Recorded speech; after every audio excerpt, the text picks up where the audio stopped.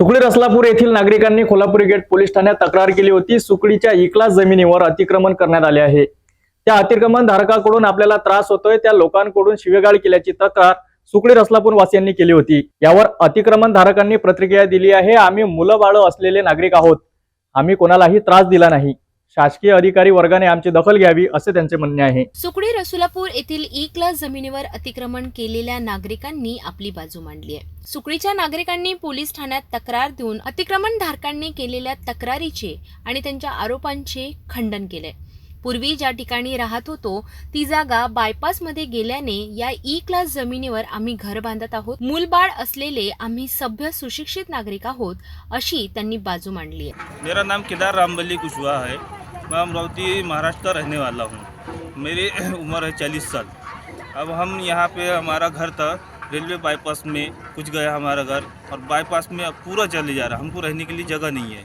हम चाहते हैं ये जगह जो है, हमने जब से हम होश संभाला है 40-45 सालों से हमारे पिताजी देख रहे हैं, तो उन्होंने बताया कि ये जगह पड़ी थी, और हम भी इतने वर्षों से देख रहे हैं कि ये भी जगह पड़ी थी। इसका कौन वारिस है ये हमको पता नहीं है। अब इसमें महानगर पालिका है कि ग्राम पंचायत है कि कौन है ये हमको पता नहीं है। हमने जगह खाली देखी, हमको रहने को जगह नहीं है, तो हम यहाँ पर आके हमने 250-300 लोग जो भी है हम यहाँ पे घर बना रहे। कुछ लोगों को खेत मालक थे, खेती में काम करते थे, मजदूरी करते थे, खेत मालक ने खेती से निकाल दिया उनको, कुछ खेती बेच डाले हैं मालक ने, तो उनको भी रहने का कहीं ठिकाना नहीं है, तो वो आकर यहाँ पर अपना गुजर बसर करें। हम शासन प्रशासन से ये गुजारिश करते हैं कि हमारे लिए कुछ तो भी हमारे घर के लिए ये किया जाए। हम यही आमदार साहब से भी गुजारिश करेंगे, खासदार साहब से भी गुजारिश करेंगे, कलेक्टर साहब से भी गुजारिश करेंगे, और तहसीलदार साहब से भी गुजारिश करेंगे कि हमारे लिए कुछ तो भी हमारे लिए सोचा जाए। हम इतने वर्षों से हमारे पीछे कोई नहीं आया सपोर्ट के लिए। हम सभी से गुजारिश, हाथ जोड़ के गुजारिश करते हैं कि हमारे लिए कुछ न किया जाए। हम इसी देश के वासी हैं, हम कोई गैर नहीं है, बांग्लादेशी नहीं है, हम इसी देश के इतने वर्षों से हम वोटिंग डाल रहे हैं, आधार कार्ड हमारे यहाँ के हैं, हम कोई परदेशी नहीं है, हम यहाँ को यहाँ की नागरिकता दी जाए। हम यही गुजारिश करें शासन प्रशासन से हाथ जोड़ के, हमारी सभी लोगों की विनंती है शासन से कि हमारे और थोड़ा ध्यान दिया जाए। हमारे कम से कम 250-300 घर हैं।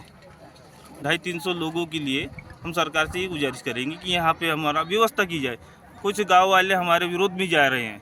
हाँ, हमारा लड़ाई झगड़े से हमारा कोई उद्देश्य नहीं है, हम किसी से लड़ाई करने वाले लोग नहीं है, हमारा पुलिस स्टेशन में भी रिकॉर्ड नहीं है।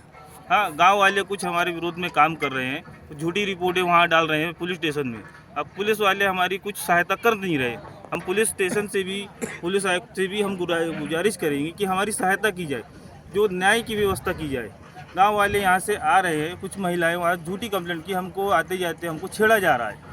हमारे कुनबे से हमारे जितने भी झोपड़ी बना रहे लोग, किसी ने भी कोई महिला को छेड़ा नहीं। हम अपनी माँ बहन की नज़र से ही उनको देखते हैं। यहाँ पर सब फैमिली वाले हैं, सब शादीशुदा, छोटे छोटे बच्चे हैं, स्कूल जाते हैं, सब समझदार लोग हैं और सब पढ़े लिखे लोग हैं। ये इसमें से कोई घटना हमारे समाज में से और हमारे झोपड़ी जो बना रहे वो लोगों ने किसी भी महिला को, किसी भी बेटी को नहीं छेड़ा है। ये गांव वाले गलत अफवाह उड़ा के हमारी नाम पे कंप्लेंट कर रहे हैं। इसलिए हम पुलिस प्रशासन से गुजारिश करेंगे कि सही तरीके से छानबीन करके जो दोषी है उसको सजा दी जाए।